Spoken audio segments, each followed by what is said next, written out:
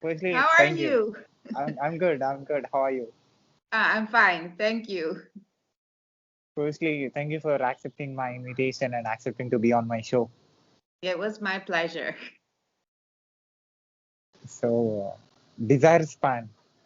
No, you pronounce it Desiree in English, but it's originally French, Désiré. And well, I'm from Holland, the Netherlands, and here we say Desiree, but you can just call me Desiree. Is that your name? Yeah, Desiree, and my last name is Span, Desiree. Okay. So I thought that when I saw it, desire, which means I saw your bio. It shows that Yeah, you are a romance writer. So I yeah. thought desire and romance somewhere it is connected, and I thought it is your book name. Yeah, well, no, like a pseudonym. No, it's actually my real name, but it does in French, it does mean desire. So that's a nice link to the romance genre in which I write. But no, and my friends call me Days or Daisy or, but it's Desiree. So, can you please introduce yourself to my audience? Yes, of course. Well, as I said, my name is Desiree Span, and I'm a writer. I'm also a teacher. I teach English at middle school and high school. Um, and next to teaching at the high school, I coordinate our TV club. So we also make small productions of television and local news articles related to school and to the community. Well, that's mostly it. So I teach during the day and I write during the night. And well, my writing process, I've been writing for a long time now, small short stories. I've written screenplays, but nothing that I've shown to anybody else before. But then in 2018, I decided that I wanted to share my stuff with the audience, and so I reached out to Amsterdam publishers. They are located here in the Netherlands, and they helped me bring my first debut novel on the market, which is called Oliver and Erica. And it's, as you said, it's a romance novel. And well, you can buy it on Amazon. It's available as Kindle, as e-reader or an e-book or a paperback. And there is also, if you would like to get acquainted with my work first, I have a small novella, which is a short story, which you can download for free so that you can get acquainted with my writing style first. And then if you like it, then you can purchase my book. So this is then my first novel, and right now I've written my second novel, well, I'm in the process of trying to get it to a literary agent, because even though I live in the Netherlands, I write in English because I think I can reach a larger audience in English, of course. And so I'm looking for a literary agent, but I mean, the process is slower. Everybody is still in the lockdown. Some are getting out of the lockdown, so there's more time to write. So yeah, it's a very busy market right now, and waiting times with literary agents are sometimes up to 6 months before you even get a rejection or an approval back. So I'm waiting for this, and if it doesn't work out, then I'm thinking of self-publishing my second novel, and in the meantime, I'm already working on my third novel. So, it's a process, and we'll see how it goes. So it seems like you are into multiple professions. Excuse me? Uh, it looks like you are into multiple professions. Yes, yes. Well, as I said before, my day job is I teach, and I teach English to Dutch students. And on the side at the school, I mean, all the the students have clubs that they attend to. And I have also when I finished, I have a master's in film and arts. So I use this also at school next to my teaching degree. And so I help coordinate the TV club. and we are right now in the middle of putting on a very big like multimedia center for the students. And I'm also a part of that as a coordinator. So I teach, I coordinate the TV club, and I write. So those are the three things that occupy my day. Well, and beside that, to tell you a little more about myself, I was born here in the Netherlands, but I went with I'm the eldest of three, and my parents took us kids abroad when I was very young. My father got hired for a job as an expat, so I've lived in many different countries. And I grew up also mainly in South America, which as an advantage is I also speak Spanish fluently. So next to English and Dutch, I also speak Spanish. And well, my father is Dutch, but my mother is from the Caribbean, from one of the colony islands of the Netherlands. And well, we were there as well for many years on Curacao. And the local language that they speak there is Papiamento, it's called. And so I speak that as well. So, and well, when I grew up, as I said, in different countries, and then when I turned 18, 18, 19, I came back to the Netherlands by myself at first. And I went to the university here, and then my sisters that are younger than me, they followed. So eventually we all kind of like came back to where our roots are. But we had the opportunity to visit many countries in the world, and you know, it's still it has left me with a desire to keep on traveling. I love getting to know, you know, different cultures, and traveling is one of my passions. Everything of traveling except the part of sitting in the plane. That's the only part I don't like. So, you know, and it kind of gives you that restlessness of we're here, I'm here right now, but I would still love to be able to see other countries and travel. So that's one of my favorite things to do every time I have the opportunity. So, where are you proper from? What is your native country? So I am from the Netherlands. I mean, I am my nationality. I am Dutch. But as I said, I was born here. But then when I was 5, I already went abroad. So you could say that I'm born here. I'm Dutch, but I don't really feel completely Dutch because you know I grew up in different countries. Every 4 years we would move to somewhere else, and so you like pick up things from different countries. And in I mean, at home, as I said, my father is Dutch, but my mother is from the Caribbean. So we also grew up with two different cultures and speaking different languages at home. So you could say I'm more of a world citizen and not particularly just Dutch. But you know, I'm here right now. I'm back here, and of course, I mean, Dutch is my birthplace, and my family lives here now. My husband, my kids. I have my job here, my friends. So in the end, I would say I am Dutch, but still, you know, sometimes I feel like, yeah, I would still like to be able to see some places else.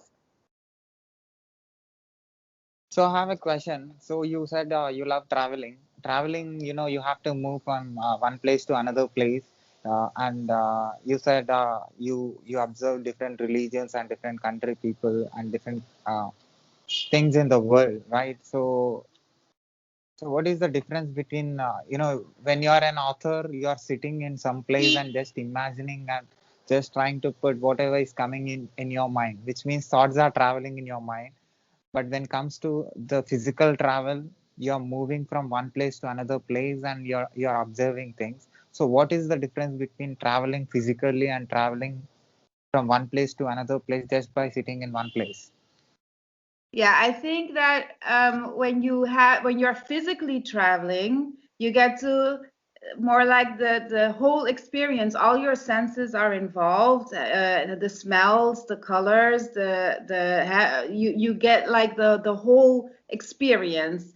To give you an example, I had the opportunity to go to Mumbai, but it was just one day, and you've seen it on postcards and in pictures, but you can only really experience it when you are physically there. I remember when I was there, it was very overwhelming. The aromas of the food on the streets, the loud busy traffic, but also the chattering of the people, and the colors, the heat of the country. So when you are physically traveling, I think that the experience is more complete. You use all your senses, which then you can translate in your writing.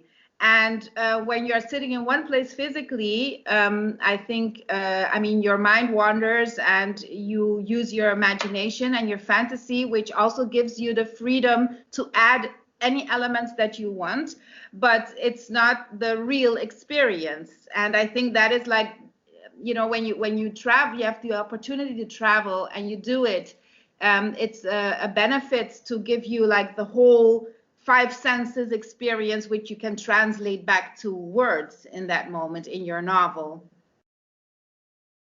So you're saying if you're physically traveling, the words that you put in your book is completely different from the imagination that you put when you sit and write in one particular place. And you're saying that the words that comes out when you travel from one place to another, when you use five senses of yours, the words will be more effective and impactful. Doesn't necessarily have to be more effective or impactful, because the imagination can be just as strong. But I do think that if somebody else reads your words and they have been in the same place that you have been, they might feel better connected because they identify with the feelings that you had when you were in that place. And if, for example, if I'm sitting here and I've never been to, let me say, for example, Iceland or Alaska or whatever, and I can imagine it from the movies and other things that I have read, and then I add my own imagination to that. It doesn't mean that it's less effective or it has less impact, but the person that has been to Iceland or Alaska might not identify themselves in the words that I put on paper. You see what I mean? I think the experience is completely different. And it doesn't mean it's a lesser experience, it's just a different experience. Yeah, I got you. Your explanation is very clear. So your English is very good. Why? Oh, because, well, it's not the best, but it's good because, well, of course, I studied English literature to be able to teach English. Um, and also I had, because we were traveling as kids, my parents put us in the international school, which means that, when you're traveling from one place to another, every 3-4 years, you have, when you're in the international school, you follow the same program. So I could be, for example, in India today in the international school, and then the next day in South America, and I would still be able to follow my education without feeling a big impact that, it's been cut short or whatever. And because English is, I suppose you could say, like a universal language. I mean, the fact that you and I mean, I'm all the way here and you're there, we can communicate, which is wonderful. I think that that's why they choose to teach in English, so that wherever you are, you can just step in the classroom and then you can follow the classes. So that is one of the benefits I had, that it has really helped me with my English. And of course, when I'm writing, you have the time to sit down and think of your sentence structure and the style and the words, and you look up things that you're like, okay, so I know how to say this in Spanish, but how do you say this again in English? So you have the time to process and structure the things you want to say in well written sentences. And next to that, I have my editor Sarah, and she's wonderful, and she helps me with all my grammar errors and expressions. And for example, I would put an expression which is something typical in Dutch, and then she would send me an email back like, I don't know this expression, because she's from the United States, and she's like, you have to take that out because it doesn't exist in English. Or she would say, well, I don't recognize this expression, but it sounds really good. You should keep it, even though it's not, because, well, that's the beauty of language. You can create your own expressions as long as they make sense somewhat. Can I say because of the because of you traveling to too many places and watching and understanding and listening to different things. That is why the reason you have this broad mindset and have this creative thoughts. I think it helps. I mean, you have more resources to get your ideas from. You meet people, you have conversations, which gives you, like ideas that you can integrate in your story. And once again, you don't have to, be someone that travels or that has seen the world to be able to write a good story. That's absolutely not true. But I do think it helps you. It's another place where you can get ideas, and you get to talk with people who have had other experiences, and you can pick things that you like from these conversations or their lives and integrate them in your own story. It makes your experience richer. I think it gives you more to get it broadens your ideas and your fantasies. So yes, I think it has added value for me in any case.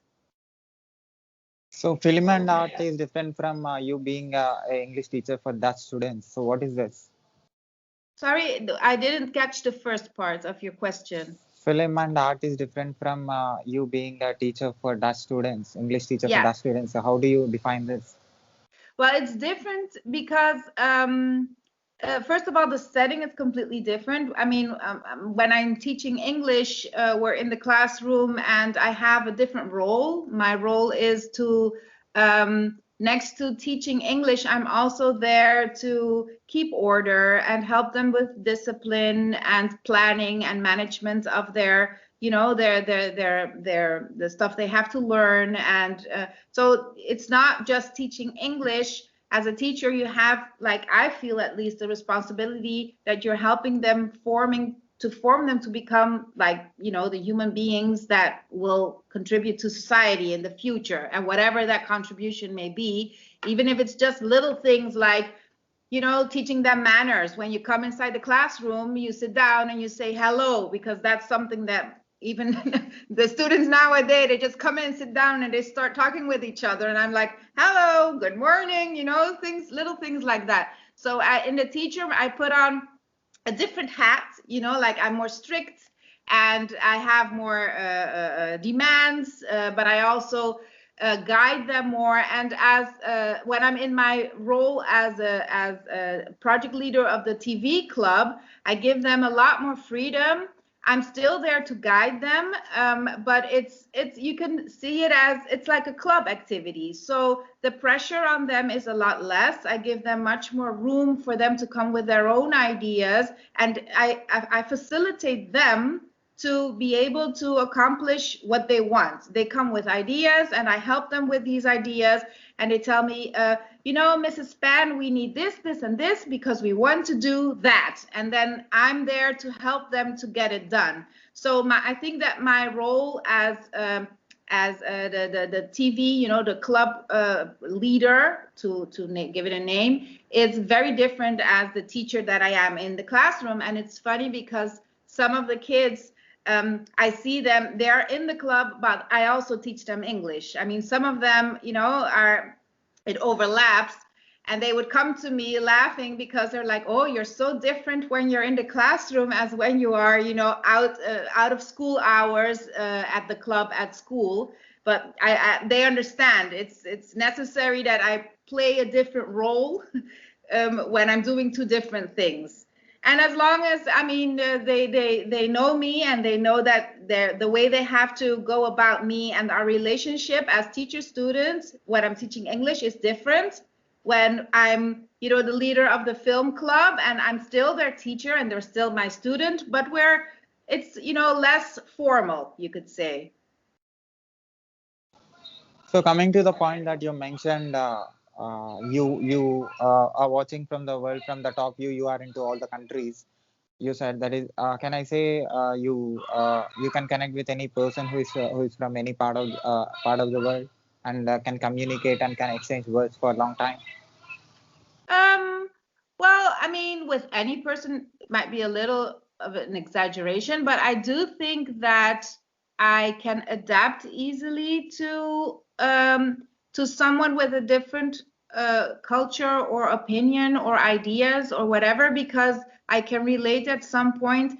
For example, my husband, he is Mexican, so I mean, the Latino culture is something that, I mean, we've been married for 20 years now, and I speak Spanish, so we have that also in common. But it makes we it makes that we've traveled to Mexico many times, and different countries in South America and in North America. I mean, of course, Mexico is in North America, but then you have all the part from North America coming to the south, which is Spanish speaking, and we've been to several countries, and I can identify with these people and with their culture, and I feel at home there because of the experience that I've had in the past, because I've traveled and I've also lived in Ecuador and in Venezuela, and I grew up there in the 80s, in the beginning of the 90s. So it's something that I have in common, and it's actually, it feels like at some point you can relate, and you're going back to like childhood memories when I travel and I see something that I used to eat when I was like a candy or something as a child, so it gives nice memories, and that's something that then I can relate to. And those little experience that I had as a child growing up in different countries make that I can connect with people maybe easier now that I am a grown up, because I can pick those little things that I can remember from when I was a kid. So how can you manage how you are managing these multiple roles, and how you can shift from one role to another role that faster? You mean switch the role? You mean switch the roles, but Yeah, between what and what? you said you are into multiple roles in Oh, the so introduction yeah, of yours. So how yeah, can you able to switch yeah, yourself from one from, like, you are a teacher, from teaching to you're coming to the creative job where you have to have a complete 100% freedom in order to create something new, or yeah. tell something very new, something that you have not heard before or people have not seen before. So how can you shift yourself like that? Yeah, I think it goes, it's an unconscious process. It goes organically.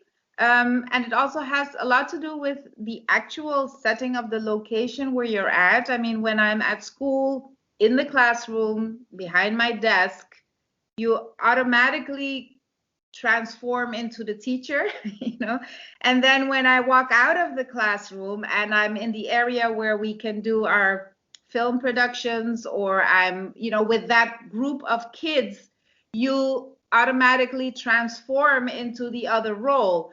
And as for writing as well, when I come home, I leave my teacher role at school and I come home and I become the writer. So, I don't, it's not something I really think about, or it's not really that I have to turn a switch, psychologically. I think it just it flows. It flows organically depending on where I am at that moment. That's the role that I take on. And it's not something, fortunately, that I really have to think about, because I think that would be very exhausting if you have to really think about, okay, now I am the teacher, oh, now I am the writer. So no. I asked you that question because I met people who feel very tough to switch themselves one from one to another, because they have fixed mindsets. They feel struggle to one to other. Your answer from this video or this audio clip gives the information, and tells other people who are unable to do that. I'm asking that question. You answer will send them information that it is not that tough. It is very easy. You're natural. Like, you use the word called organic, so that will go into their minds, and placed. They'll feel smoother when they are trying to do something like you. Yeah, So well, anything that helps. And I mean, I'm just lucky that I don't have to think about it. I walk out of one role, I slide out of one role into the other. And maybe at the end of the day, I am tired, of course, but and because I'm, I'm unconsciously switching from one role to the other, which of course it takes a toll. I mean, at the end of the day, I'm tired, but during the process, I don't have to think about it. So I think I'm lucky. And I do believe that if you like what you're doing and you love all these different roles, that it would be easier because you don't have to like, oh no, now I have to be the teacher. You don't think about it consciously. You just take on the role, and then when you're done, you automatically let it go and you pick up the other role. And so you're like constantly putting on different hats, like teacher hat, writer hat, TV guidance hat. That's how I'm doing it. So I want to compare you with the people who changes who change their physical structure using different exercises. They do exercises in order to change the shapes of their bodies, and you're doing the same with the mind. You are shaping your change. You're doing exercise in your mind, and your thoughts are doing exercise. I think that is why the reason it is easier for you to stretch yourself, like how Yeah, that body could be. people stretch their bodies. Yeah, yeah, And maybe. Yeah, my body is my mind is flexible. your mind is your body.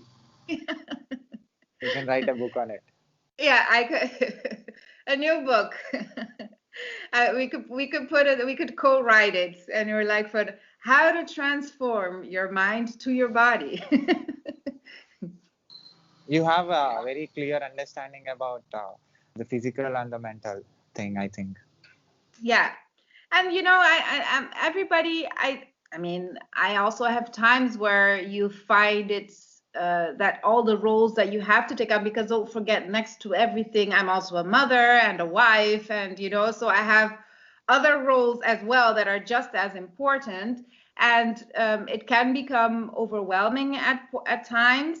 And but I think that you have to try to find a balance in these things, which is not easy, especially when there are a lot and that you have your obligations. You have your obligations at work and at home or whatever your obligations are. But it's to take the time and step back and do the things that you love and enjoy. And I think that when you do something that you like, it doesn't feel like work. It feels like, okay, I have my responsibility, but I do it with joy. And that at the same time, it's taking energy, but it's also giving you energy because, you're doing it with passion. And as I say, I'm very lucky that I can do what I like to do. And then it doesn't feel as exhausting as it is at the end of the day. I want to call you as a universal connector. Okay. Okay. We can do that. Because you can understand mental, physical, emotional, technical, spiritual. You can what do you call yourself as among all this? Oh, I haven't really thought about it that, I mean, you're analyzing my way of thinking or my way of going about life, and it's not something that I've really analyzed that profoundly.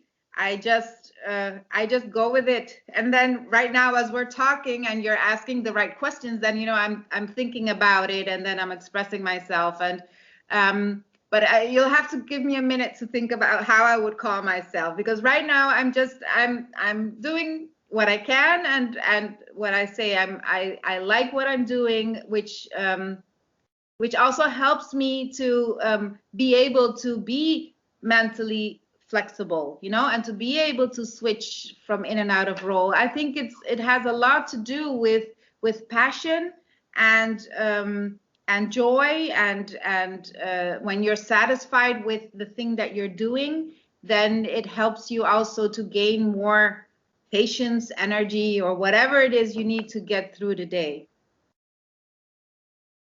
So where that energy is coming from, where that energy is making, what energy that is making you to shift yourself from one to another, and what energy that is making you to explore yourself and go to different places and observe things and use your five senses effectively?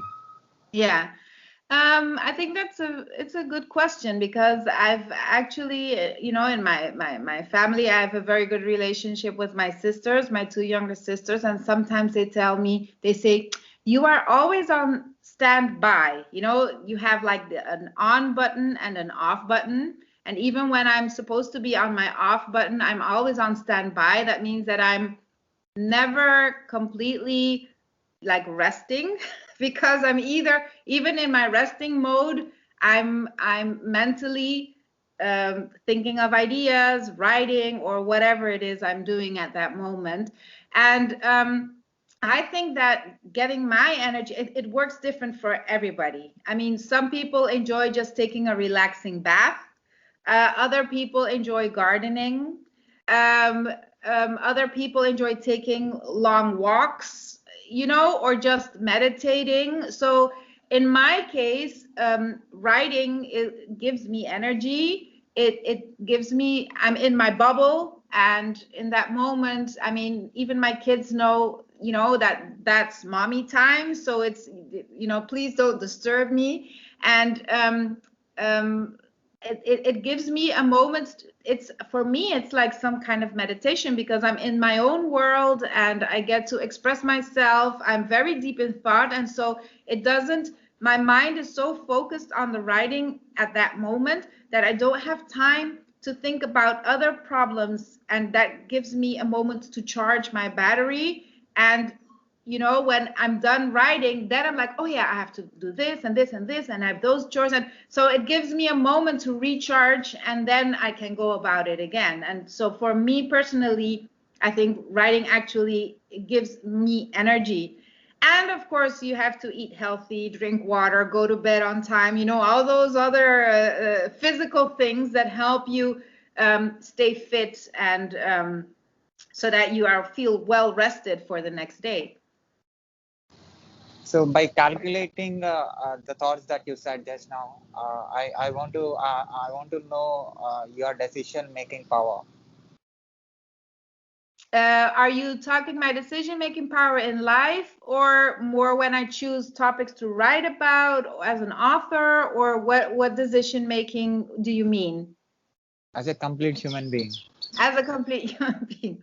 Okay, that is very profound, but I think the decision making factor comes to, well, my well-being.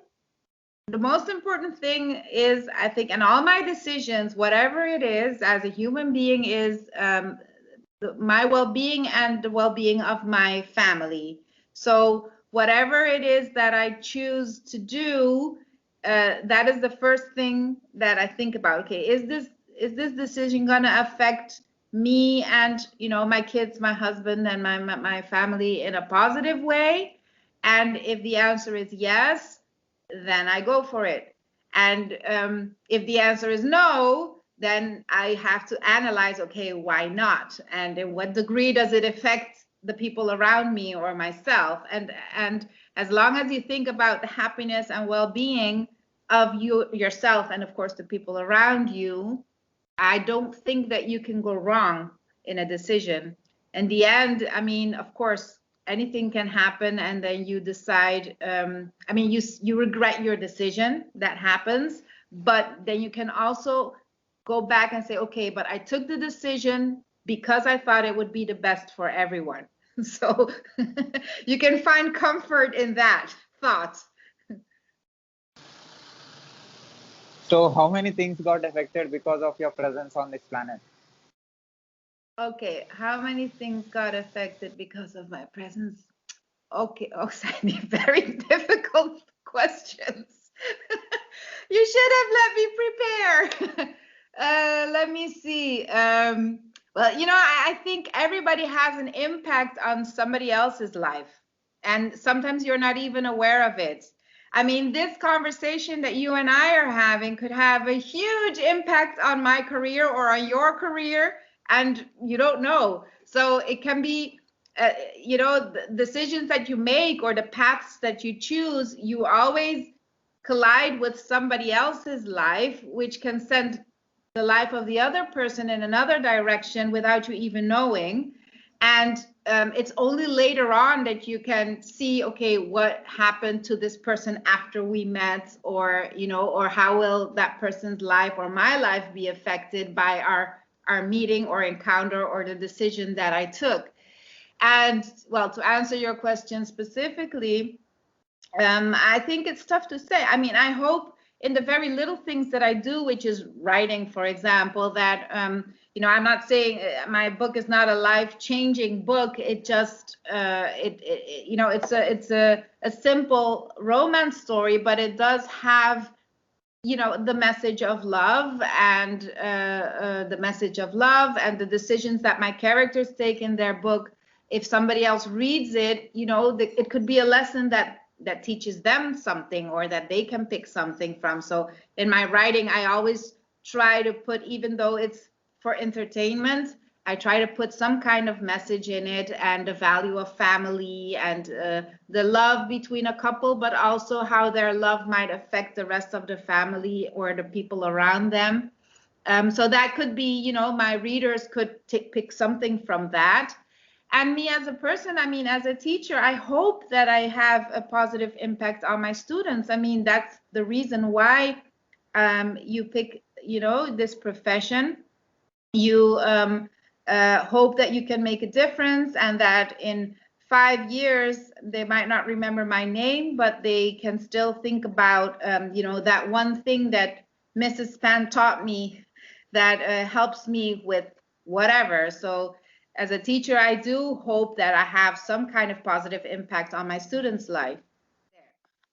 Yeah, so I forgot the last question that I asked and the answer that you are giving. Oh, you asked me what kind of impact, I mean, to summarize, you Yeah, asked yeah. me what kind of impact I think I had on somebody else's life. And I was like in the middle of the whole story when, our connection got cut off. But to summarize, well, as a writer, I hope that my story has some kind of message for my readers. Uh, and I mean, it's not like literature or whatever, but it's entertaining, and I try to give some kind of message of love, and not only between a couple, but also family love and what it stands for, and values, and the choices that my characters make in my books don't always resemble the choices I would make as a person, but the reader can also learn from this. I mean, if the choices that my character make are maybe the wrong choices, they're like, oh, okay, it's life lessons. So beside from that, I was saying that as a teacher, I especially hope that I have some kind of impact on the life of my students. I mean, that's the reason why you choose this profession. You try to bring something to the table, and you hope that in the future, whatever it is, even a small detail, that one of your students maybe in 5 years would say, oh yeah, but Desiree, my teacher, Desiree Spanish, she would used to say this or that, so that you have some kind of beneficial impact on your students' lives. And yes, and of course, as a mother, I mean, my kids are my everything, and as a mother, you're always doubting if you're making the right choices, or being that person for your children that you hope to be, and that they come out the well-formed human beings that you want them to, so that you can let them go and go out into the world, and and do good themselves. So that is what you hope that you achieve. And I think only time will tell in the end of my life. Then I can start to analyze and say how I have impacted other people's lives, because you never stop. I mean, as I was telling you before, I might have an impact on your life, or you have an impact on mine, just by making this video. And we will only, time will only tell if that is so. So that was what I was saying when our conversation got cut off. How many visible and non-visible things are going to change because of your presence in coming days? Let me see. Well, the visible things that are going to change because of my presence, and again, I try to categorize, for the sake of this conversation, I try to categorize that question in my roles as author, teacher, and let's say mother, or as a member of my family.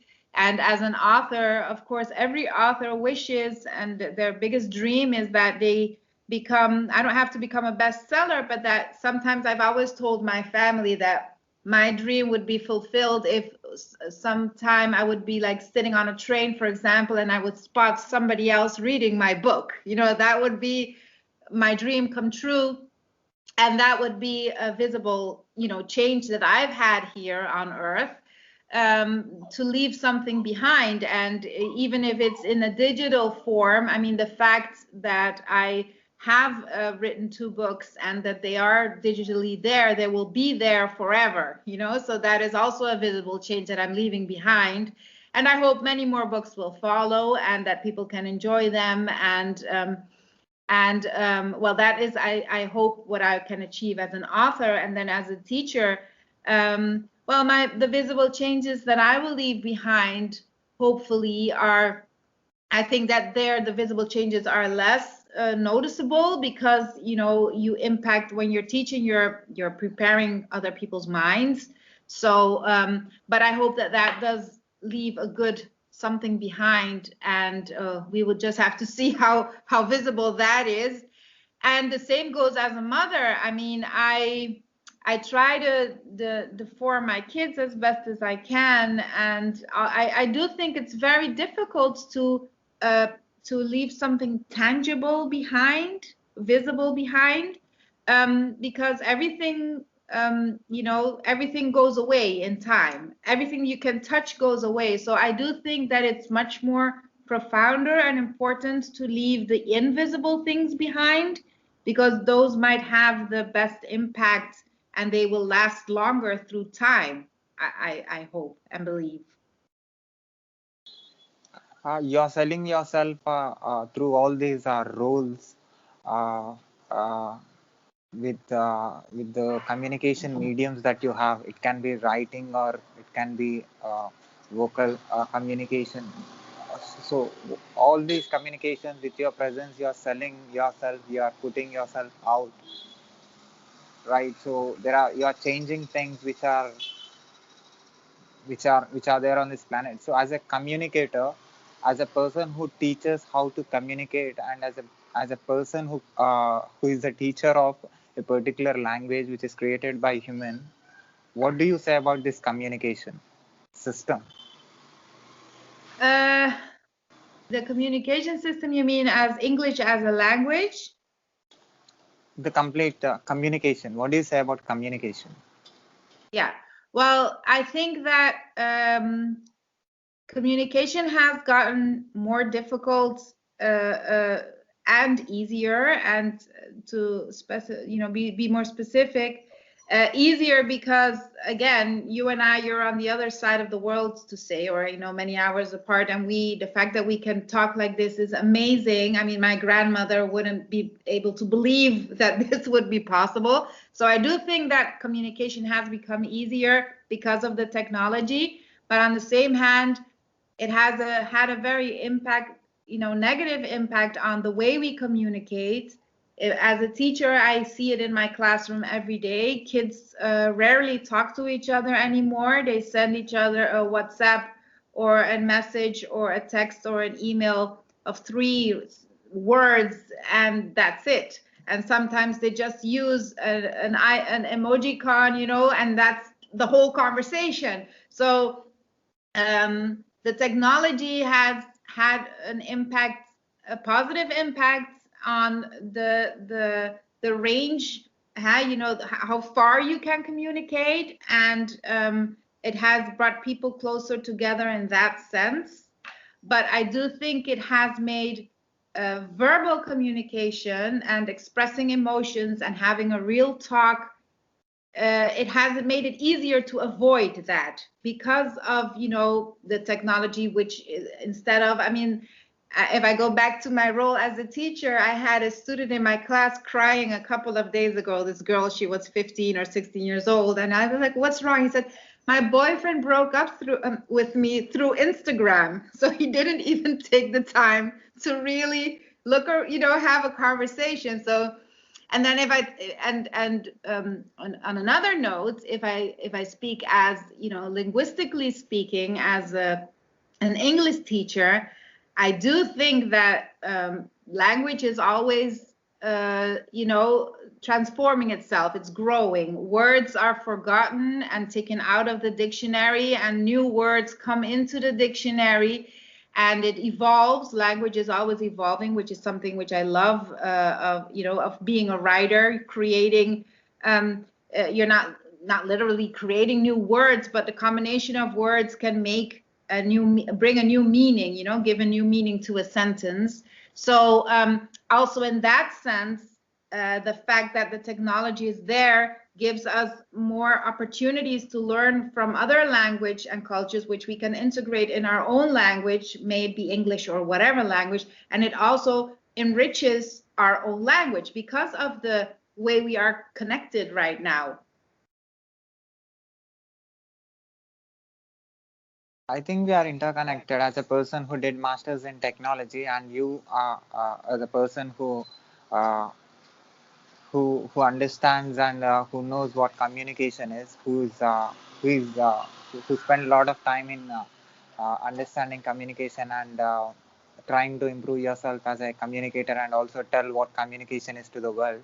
So because of you, we the people are creating some technology, some software with which we can help the ordinary people who are not into tech uh, to communicate with each other. These Instagram, Skype, all these applications are made because by taking the help of you people, because who understands better about communication can tell what works in order to send the right message to the right person, and what to accept, what to not accept, reject. All these are options came by understanding and communicating and listening from the people like you. You are the Yeah. people who are into language, who are into communication, who knows about body language, who knows about these emojis are created because of observations, by taking the observations of yours.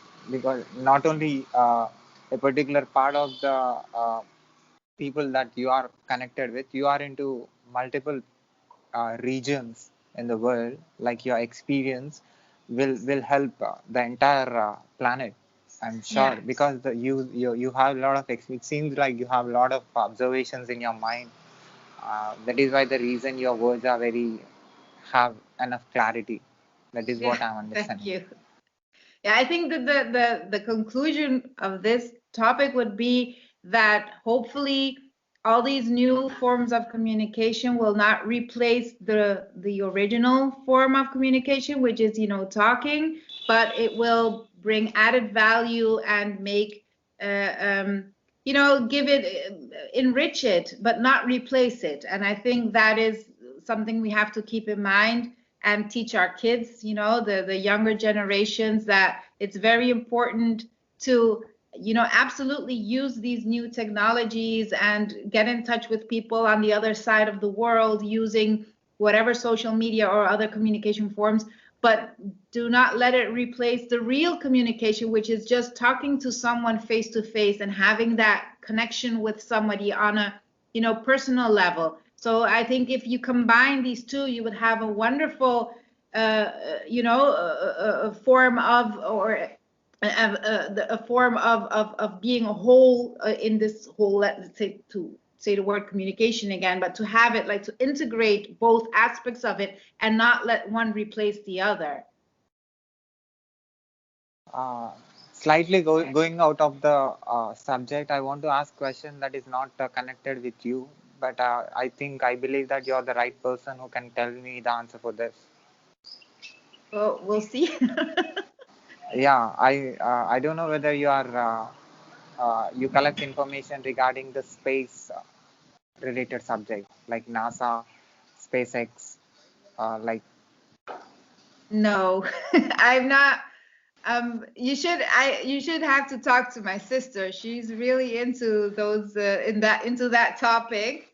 Um, but I mean, shoot, you can ask me your question, or and maybe I Yeah, could I have a come. question related to this. That's why I got this. So, as a communicator, I want you to tell me, human recently have sent a message through an device. Device is is something it is an electronic device. He put some message and he sent uh, uh, to out of the planet, above the planet. He sent a message like it contains different words that we talk. There are different language words and symbols written on that system and sent, and that went from thousands, lakhs kilometers from far away from our planet to tell other uh, species if they live Mhm. other than other planet, to send a message that we are here, we are like this, we are living here, we are doing something here, just to send some energy from here and to other planets. So, what do you say about this concept? Do you believe that this is also a communication system? They are trying to send some message to other place. So, as a Uh-huh. person who interact with human beings, who observe different country people who have enough uh, experience, what do you say? Is this possible? And also another question. I have two questions. I have another question. Is it, as a communicator, is it possible for a human being to communicate with other species? Oh, the last question is absolutely yes. I mean, it's not only, and I mean, the nonverbal communication is just as important. Even if you don't understand what the person is saying, it's just by the look in the face or the gesture with the hands, or, the body says so many things. So I absolutely believe that, two different species can communicate with each other. I mean, just look at us and our dogs. I mean, I have I have a beautiful Yorkshire Terrier, and I mean, we don't understand each other in theory, but she understands me perfectly well, and I think you can take that example to any kind of species. So to answer the latter question, yes. And the first question, I mean, to send a message out there, yes, why not? I mean, it's like, if if alien life exists, and if there is something else out there, what more beautiful than to introduce ourselves, and with a message of love, of course, and and again, everything is to enrich our experience as human beings, and the future is welcome. So um, I would say, why not? So, at last, tell me about the book that you published. Is this your first book? Yes, I published, it's called Oliver and Erica, and I published it through Amsterdam Publishers in 2018. And I've published also, as I told you, a giveaway. It's a short novel story. It's called For My Sister. And right now, you can buy it on well, any bookstore online, actually, and you can order it as an e-reader or as a paperback. And well, right now, as I told you before, I'm working hard on getting my second novel published, and of creating a reading platform, because, to be honest, it's I'm one in a million writers, and we are all want to get our beautiful stories and creations out there, and you just have to find the right audience to that loves your reading and your style. So that is what I'm working on right now, to get my name out there and my writing out there, and of course, in the first place, is to just write. I mean, you write for yourself in the end, or at least I do, and I write the stories that I would like to read, and then I share them with the rest of the world, and I hope that other people will like them too. So, as an energy generator, I want you to tell me about influence and energy.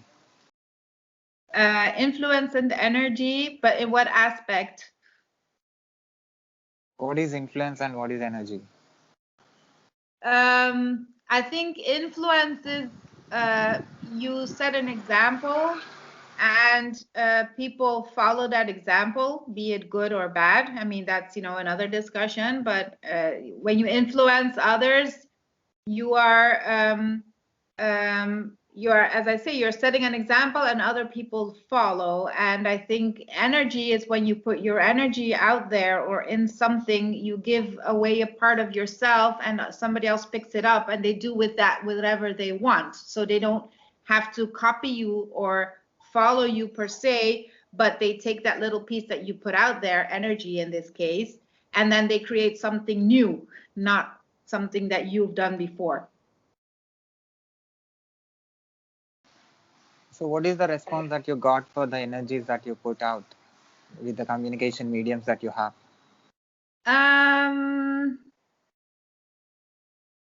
I think right now the response is little because the energy that I've put out so far it has not reached a very big audience at the moment. If I'm talking about my books, the energy that I've put in them, but the energy that I've received back is positive, which is of course extremely important for an author because you feel value for the energy that you put in it. You see what I mean?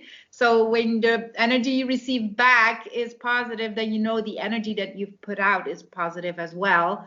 And as I say, it's not been much because the market is very difficult, but it doesn't matter because I do believe in this case it's quality and not quantity that is important. If you can reach 2 people and get positive energy back, that's worth a lot more than when you reach 100 and you don't receive any positive energy back. So I think that's how you have to go about this. So what is powerful in you? Sorry, what is what in me? What is powerful in you? Powerful in me. I think I have one of my strengths and what is powerful in me is that I have a lot of determination. Once I set my mind to something, I try to to fulfill it and keep going until I've achieved my goal. Sometimes it can work benefit also in a negative way because when something you put so much energy in it and it doesn't give you anything back, then you have to like reanalyze the whole thing and maybe think, okay, maybe I should stop or do it in a different way or something like that. But in my case, I do believe that one of my strengths and what's powerful in me is that sense of to keep on going and to never quit. And I do believe that most of the people that are successful is have this strength and this power because I mean it's very rare that you achieve something just by trying it once. Most of the people, they fail and they stand up again and they fall down again and they don't quit, which makes them in the end achieve their goals. And as long as you keep going with the positive attitude and of course re-examining how you are going about it and maybe making some changes, then in the end you will get there. I think that is, and even if you don't get there, just the simple idea that you tried, you gave it your all, that alone is, I think, very satisfying, that you never gave up. I got a good question, but I forgot it. Okay, I could think of something for you, a question for you. Yeah. Okay, a question for you. If you could be, because I mean, you do these interviews, and I've also read a little of your bio, and I know you're into IT. Am I correct? So Yeah. if you would have to choose anything other than what you're doing right now to make a living, what would it be? Anything that what I'm doing now other than Yeah, this. that you know to make a living, but that would make you happy, because in the end we talked about this, it's important that you do something that gives you energy. Is there anything else you would love to do that would give you energy and make you happy? Just sitting with a person whom I love and who loves me. Yeah, okay. If Well, that can make there's a money, new that is goal enough. for you there. If A that new makes goal. me, if that gives me money, that is great. Yeah, well, that's a new goal for you. And I get a lot. I mean, that's something most people would like to achieve, to find someone to that loves them and that you can love them back, and unconditional love. I think that's the most important thing. So that's a good one. Good answer. I got a good question, but I forgotten it. It was very important question to ask. Well, then maybe we have to set another date. And then I was gonna tell you, because um, if this because as I said, I'm looking for a literary agent for my next novel, and as I said before, it takes many months for them to consider your manuscript before they get back to you. So I've put a deadline for myself, and I've decided that if by the end of this year I haven't got the response I'm hoping for, then I might decide to self-publish my next novel. And I'm actually, on Instagram, I'm asking my peers how they have gone about this and if this is a good decision, because there are pros and cons to the traditional publishing and to the self-publishing. And, both choices are fine as long as you make the decision that is right for yourself. And so, I'm thinking about doing this. So I was gonna say that if I do self-publish, or even if I get my book traditionally published, then we can have this conversation again, and then you can have time enough to think of your question. Definitely. And then we'll get back to each other again. I'll have something new to tell you, and then you can think about what it is you wanted to ask. Yeah, definitely. I will ask at that time for sure. So, at last, have you seen any videos of mine on YouTube previous?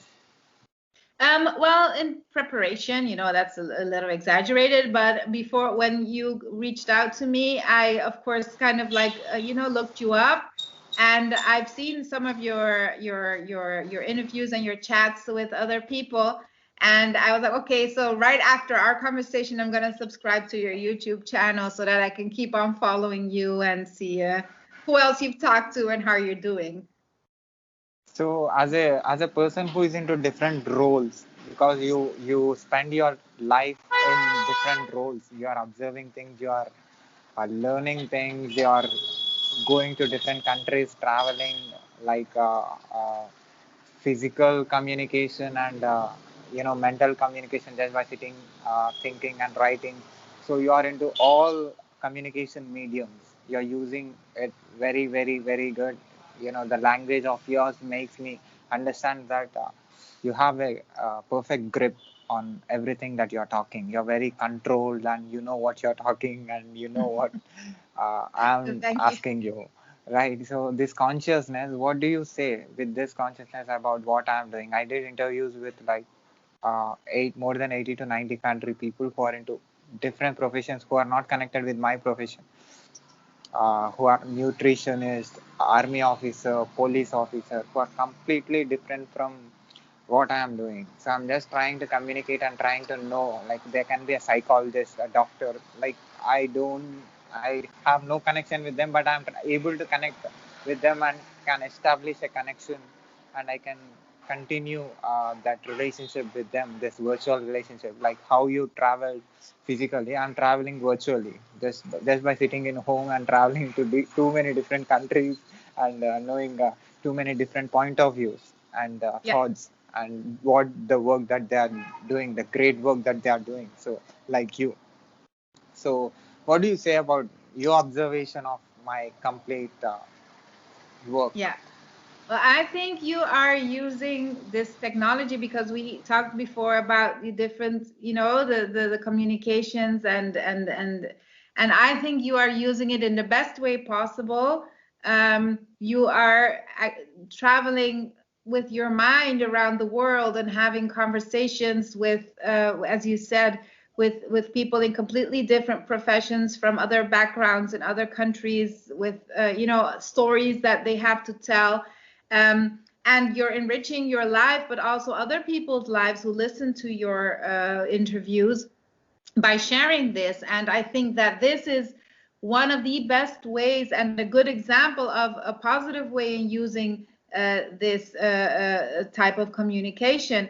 And for people who are not able to travel and are writers, I mean, what best way than to use, like this virtual traveling style to be able to, even if all your senses are not involved, at least the rest you can use your imagination with, and then use it as, to make a whole idea or a complete package of the experience that the other person is having. And I think that if you are a writer and you are not in a position to and for example, you like to write about, in my case, I try to use different settings and locations around the world, and if there are places you've never been to, uh, you're giving a perfect example of a way to get that experience anyhow, even if you can't physically go there, and the rest you can use your imagination to, make it complete.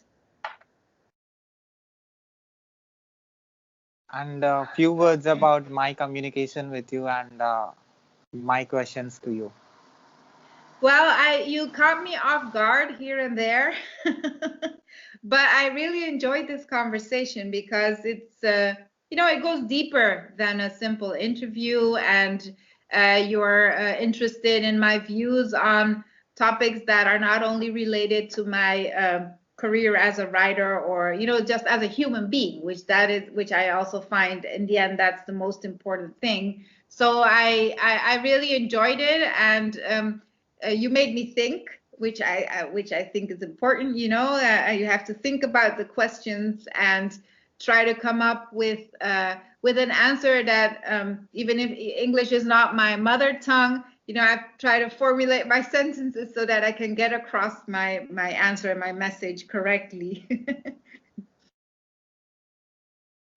I'll put your book links in the books links and your communication links in the description of this video. People who find our video on YouTube can buy your books through that Ah, that link. would be wonderful. Thank you so much. And thank you so much for this opportunity and for reaching out to me. And I mean, I was wondering why me, and so I want to say thank you. And it was a pleasure talking to you.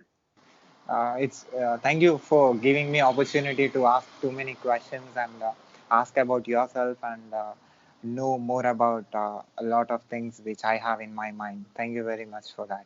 Yeah, you're welcome. And hopefully we'll speak again. Sure, definitely. I will wait for that. And can I put this video and audio clip on my YouTube channel Yes, of course. Yes. and on my social media, internet, podcast, website, everywhere with your permission? Yes, yes. You are free to use this video on all your social media. Thank you very much and keep going, keep doing what you love.